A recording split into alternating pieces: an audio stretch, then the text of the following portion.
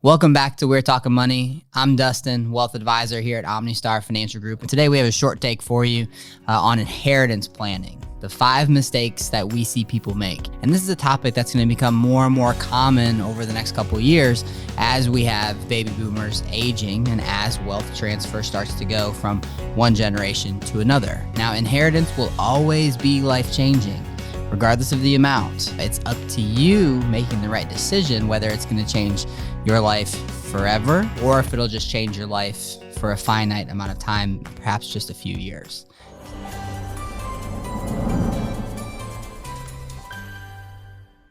Mistake number 1, not getting expert help and not having a comprehensive financial plan. I believe this is so important because if you have a financial plan, a truly comprehensive financial plan, the other mistakes aren't going to happen. So starting here, getting the right help, having the right type of plan, what I mean by that is it needs to incorporate the 10 wealth management elements. Now, this is so important because one element generally will affect another element. And if you're only focused on, say, investment management, then you could be missing other elements that could cause the plan to fall apart. Mistake number 2, spending too much. This is probably the easiest one to make. You've just received all this money that you weren't used to having before. What are the first thoughts that go through your mind? Wow, I can finally buy that dream car. I can finally buy that dream house. I can travel the world, take my dream trips. Now, these aren't necessarily bad things depending on where you were pre-inheritance, how much money you receive, all these different factors. But what can ultimately happen is you look back and you've traveled the world, you've bought the dream cars, you've bought the dream house with cash,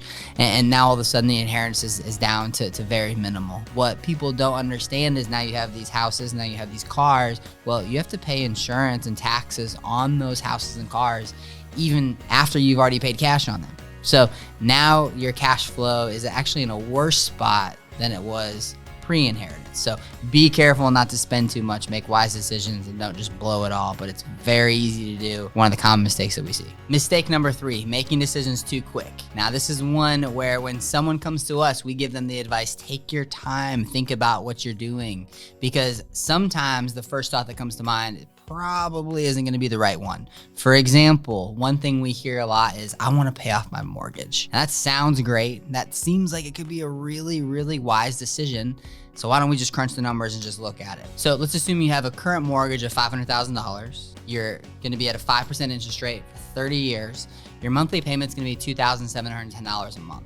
So how much interest are we actually paying? Let's take that $2,710 per month and we'll times it by 30 years. So the total is going to be $975,771 on your $500,000 mortgage. So that means you paid about $475,000 in interest. So initially paying off the mortgage, not having that payment anymore, not paying that $475,000 in interest, it seemed like a really good idea. But when we think about in terms of planning, in terms of forever money, now let's say that we just invest the money. So $500,000, let's just say we grow it at 8% for the same 30-year time period. How much money do you have now? You have $5,031,328 after 30 years. Major difference.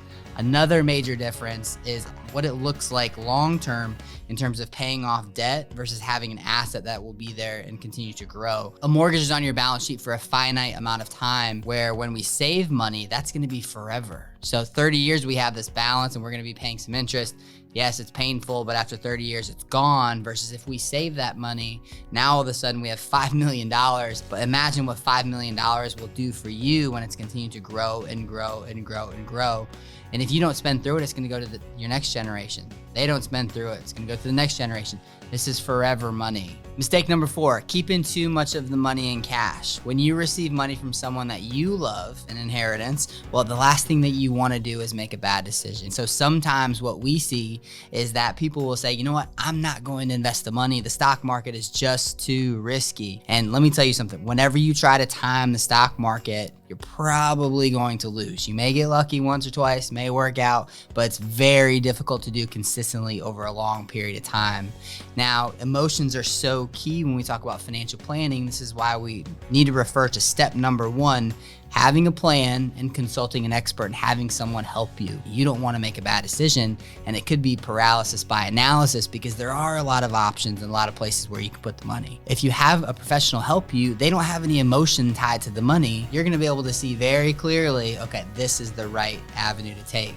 Mistake number 5, giving it to everyone but yourself. This may not seem that obvious, and it may seem like this probably isn't going to happen, but it happens more than you think. You receive all this money and you want to give to charity, you want to give to the church, you want to give over here, you want to give to your friends. And look, I'm not saying that's ever a bad thing. We should always give, but make sure you're doing it in the context of the financial plan. Make sure you're not giving too much, because what happens sometimes is you start giving to everyone and there's not enough left over for you to really change your life, where the person who gave you the money, that was their goal in the first place. So running it through the financial plan is very key, because what it's going to tell you is, all right, we can give X amount per year and still make the plan work.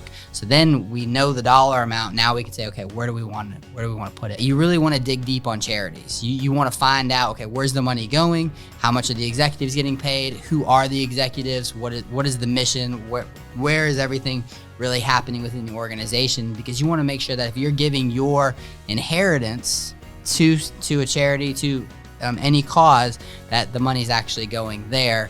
Again, taking your time, making the right decision, and doing the right thing for your overall financial plan. Inheritance is life-changing money. It's gonna be up to you whether it's for a few short years or whether it's for generations to come. If you receive an inheritance, you don't know where to start, please reach out. Our team is here to help.